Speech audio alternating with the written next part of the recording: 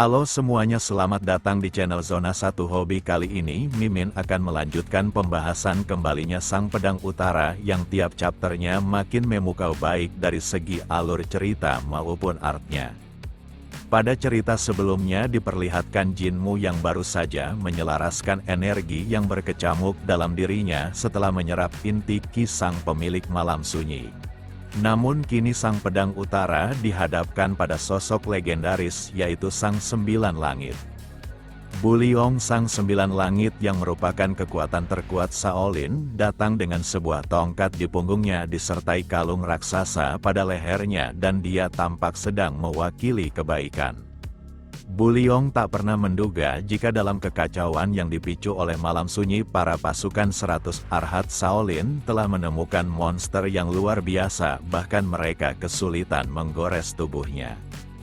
Walau anak muda di depannya tidak memperkenalkan dirinya, tapi Buliong mengetahui dia adalah putra Jin Kuanho, sang ketua sekte surgawi di masa lalu. Tak hanya memiliki wajah yang mirip, tapi putranya juga mempunyai hati kokoh tanpa rasa takut. Namun terdapat sedikit perbedaan di mana karakter Jinmu tak hanya menggambarkan keadilan, melainkan sang Asura pembawa bencana itu sendiri. Kemudian Jinmu menyapa Buliong karena pada akhirnya mereka bertemu kembali setelah 1 dekade lamanya. Saat itu Jinmu dapat melihat 9 tokoh legendaris dalam dunia murim memojokkan ayahnya dengan membawanya dalam kematian. Jinmu yang masih kecil dan tak berdaya hanya terus menatap semua musuhnya agar dia tidak pernah melupakannya. Di antara para 9 langit terdapat sosok yang menarik perhatiannya dan pantas disebut orang sinting karena memiliki ambisi melebihi siapapun dan memancarkan aura kekejaman. Sosok yang dimaksud Jinmu adalah Buliong dan saat itu dia terlihat menikmati kematian ayahnya, menunjukkan sosok ini bukanlah perwujudan dari sang Buddha melainkan iblis. Meski 1 dekade terlewat, tapi Jinmu dapat melihat Buliong masih keji sama seperti dulu. Buliong tidak menyangkal hal itu, tapi di satu titik dia jauh lebih kuat dan ambisius dari orang lain sehingga kata biksu tidak cocok untuknya, tapi sangat disayangkan bahwa dirinya merupakan seorang biksu tirani yang penuh dengan kontradiksi dan kesengsaraan. Dia paham akan kebajikan dan hukuman langit, maka dari itu siapa lagi yang pergi ke neraka jika bukan dirinya sebagai bentuk karma atas perbuatannya, dan dia juga takkan menghindar dan hanya perlu menjalani hidupnya sesuai jalan yang diambilnya. Maka dari itu Buliong akan menuntaskan apa yang 9 langit mulai dengan menghancurkan sekte surgawi utara tanpa sisa. Dia takkan menggunakan teknik murahan dan akan langsung memperlihatkan salah satu jurus pamungkasnya dengan tongkat yang dibenturkannya di tanah hingga memancarkan energi emas yang menyebar di sekelilingnya. Siapa sangka dia mentransfer kekuatan miliknya kepada para pasukan arhatnya hingga mereka berada di performa terbaik, akan kekuatan hebat yang merasuk hingga ke tiap bagian aliran darahnya. Jinmu paham jika seni internal memiliki sifat serupa dengan air yang mengalir ke tempat yang lebih rendah, sehingga memungkinkan seseorang dengan seni internal yang tinggi untuk meminjamkan kekuatannya sendiri kepada orang yang memiliki seni internal lebih rendah. Tapi cara ini sangat tidak mencerminkan seseorang yang mewakili kebajikan dengan memikul nama kuil Shaolin di pundaknya. Di sela itu Jinmu melihat sebuah tongkat yang patah dan menduga jika tongkat itu pasti dipatahkan oleh pedang Munjung. Maka dari itu dia akan memanfaatkan tongkat itu dan benda ini akan lebih dari cukup melawan para serangga yang menghalanginya. Tongkat Shaolin dikenal dengan kekerasannya, bahkan mampu menandingi pedang dan takkan patah dalam pertarungan biasa. Di saat yang sama para pasukan Arhat Shaolin pun datang dengan energi meluap yang saling berhubungan satu sama lain. Meski begitu kekuatan seni bela diri serta insting Jinmu telah berada di tingkatan yang sangat berbeda. Dia bergerak cepat melewati para Shaolin seakan seperti bayangan yang datang lalu menebas musuhnya tanpa mereka sadari. Para pasukan Arhat itu tak dapat berkutik karena saat mereka maju saat itulah mereka kalah. Dalam hitungan detik pasukan elit terbaik Shaolin hanya berterbangan di udara seakan mereka baru dilewati sesuatu yang sangat menakutkan. Jinmu yang tanpa ampun mematahkan anggota tubuh mereka dan dia benar-benar menunjukkan kekuatan sekte surgawi utara yang lama dianggap menghilang. Meski demikian para pasukan Arhat yang tersisa bersama dengan pasukan yang dibawa oleh Buliong kini melesat maju dengan kombinasi tekniknya.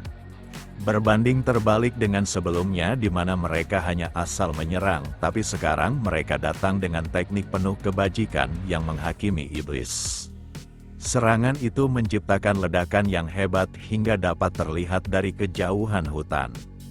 Meski teknik pengepungannya telah sempurna, tapi sang pedang utara masih bisa meloloskan diri. Para Shaolin sangat terkejut karena untuk pertama kalinya mereka mendapatkan lawan yang sangat menakutkan.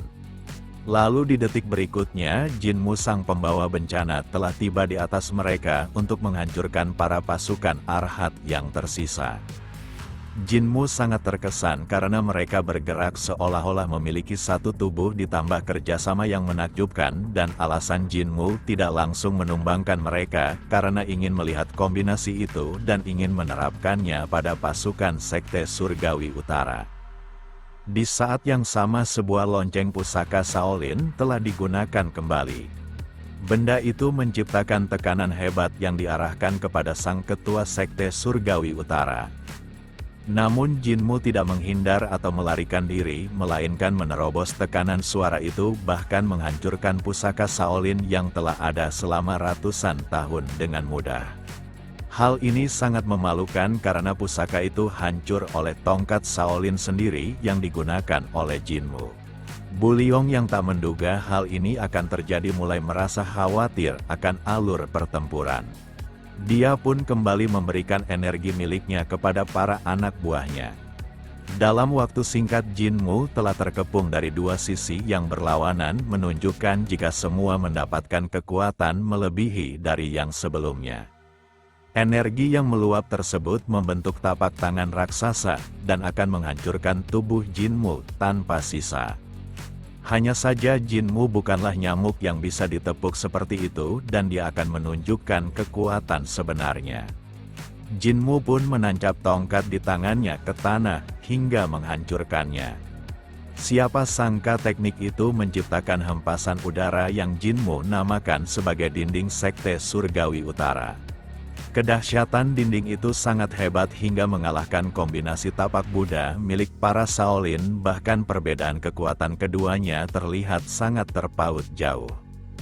Beberapa saat setelah itu saat debu benturan pertarungan mulai menghilang baik tongkat maupun benda lain yang dibawa sang sembilan langit telah tergeletak di tanah.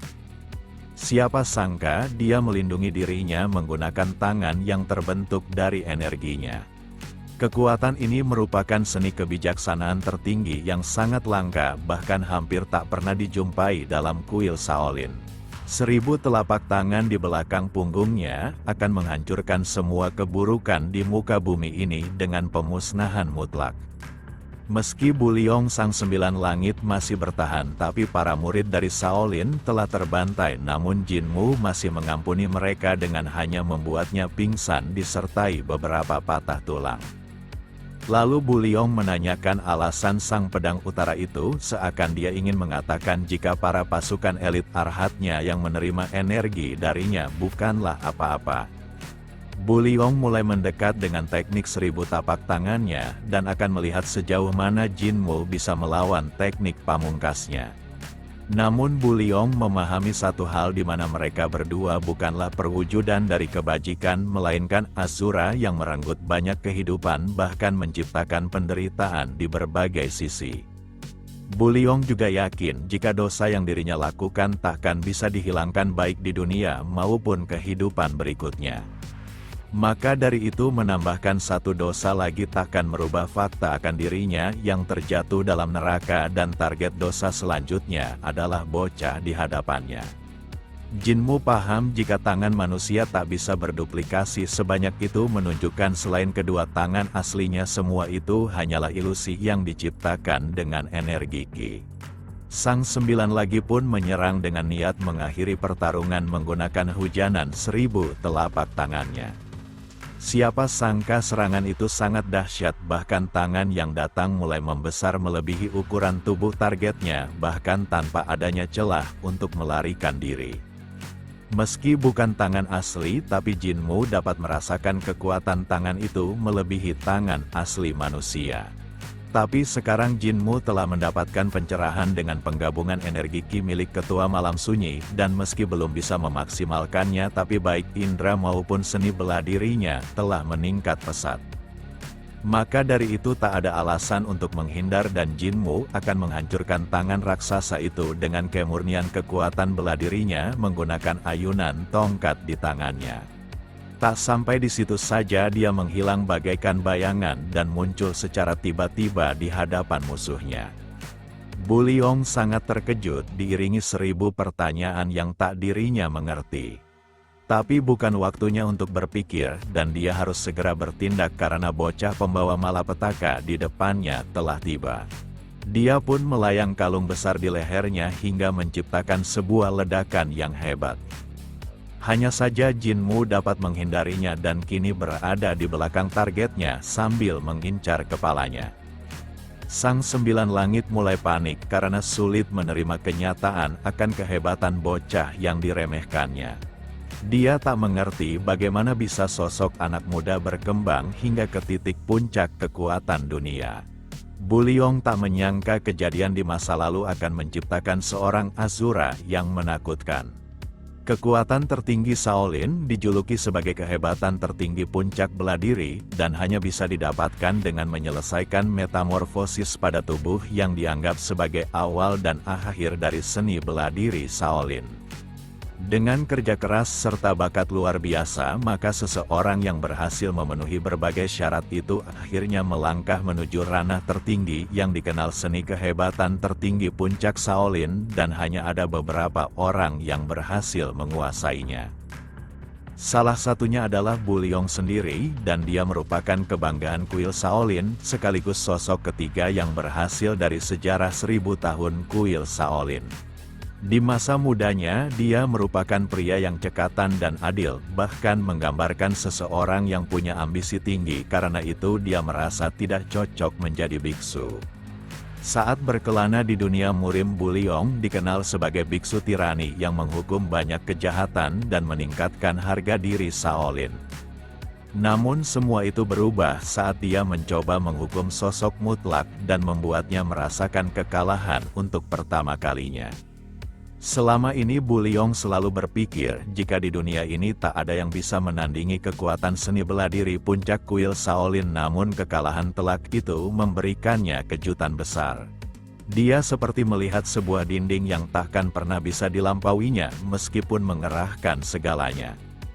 Bu Liong pun menyerah, bahkan setuju dan mengikuti semua keinginan Yul Cheon dengan bekerja untuknya. Tindakannya ini dianggap sudah hal yang seharusnya karena sosok kuat pantas terlibat dalam sejarah, dan Yul Cheon adalah gambaran mutlak dari semua itu.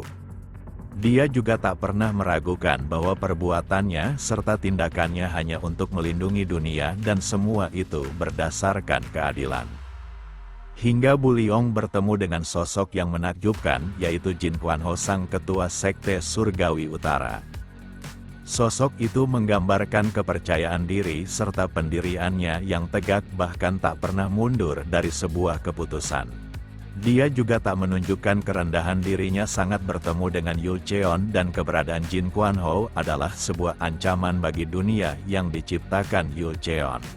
Bahkan Bu Liong seakan melihat dinding lain selain Yul Cheon, dan dia mempunyai semangat serta pendirian yang telah lama hilang dari diri Bu Liong, di mana dia menyerah, namun Jin Quanho tak pernah tergoyahkan. Sejarah ribuan tahun kuil Shaolin dipermalukan oleh sekte surgawi yang baru seumur jagung dengan hanya 4 generasi. Bu Liong yang tak dapat menerima itu, akhirnya ikut andil dalam pemusnahan sekte Surgawi Utara, dan kali ini dia takkan kalah dengan putranya. Jinmu yang sebelumnya melesat maju dengan sebuah tongkat, kini dihancurkan. Siapa sangka sosok menakutkan dengan kekuatan penuh Sang Sembilan Langit telah terbuka. Buliong kini tak menggunakan tapak tangan seribunya dan lebih seni bela diri yang memberikan daya hancur dengan 3 pedang dewa. Meski demikian dia paham jika bocah di hadapannya sangat di luar akal dan akan menggunakan seluruh kekuatannya tanpa memberikan celah padanya. Inilah kekuatan puncak Shaolin yang hanya dikuasai 3 orang dalam 1000 tahun sejarah kuil Shaolin yang hampir mendominasi seluruh dunia. Meski Yulcheon telah membuatnya menyerah, tapi dia seharusnya menjadi sosok kedua yang terkuat di dunia ini. Serangan dahsyatnya itu mulai datang ke tempat Jinmu berdiri dengan kecepatan tinggi. Jinmu dapat merasakan energi dengan daya hancur hebat, dan dia akan menggunakan pedang bunga saljunya yang patah. Di saat yang sama para pasukan Arhat Shaolin berdatangan untuk menghambatnya. Jinmu dapat melihat ada sesuatu yang tidak beres karena orang-orang itu seharusnya tak sadarkan diri. Siapa sangka Buliong yang penuh kelicikan memanipulasi para muridnya yang tak sadarkan diri untuk memenangkan pertarungan. Karena terhambat kini luapan energi puncak tertinggi Buliong telah tiba di hadapannya dengan wujud dewa raksasa. Pria tua ini berteriak sambil mengucapkan sampai jumpa di neraka kepada Jinmu. Sementara itu sang pedang utara tidak merasakan kegelisahan maupun rasa khawatir dan takut. Dia pun melepas pedangnya seakan bersiap menerima kematiannya. Jinmu berjalan masuk ke dalam serangan itu sambil mengatakan jika kekosongan bukanlah ketiadaan. Siapa sangka dia tiba-tiba saja melewati Buliong seakan telah menebasnya tanpa pedang. Luka itu sangat fatal, bahkan sosok legendaris ini tak bisa berkutik sedikit pun. Dia tak percaya seni bela diri puncaknya dilewati begitu saja tanpa kesulitan. Buliong yang merupakan salah satu wujud kekuatan dunia murim saat ini telah kehilangan nyawanya. Jinmu tak menampakkan ekspresi berlebihan baik kemarahan atau kesedihan. Dia hanya mengerti satu hal di mana kekosongan bukanlah ketiadaan dan kekuatannya sendiri yang belum dia pahami kini berkecamuk dalam dirinya.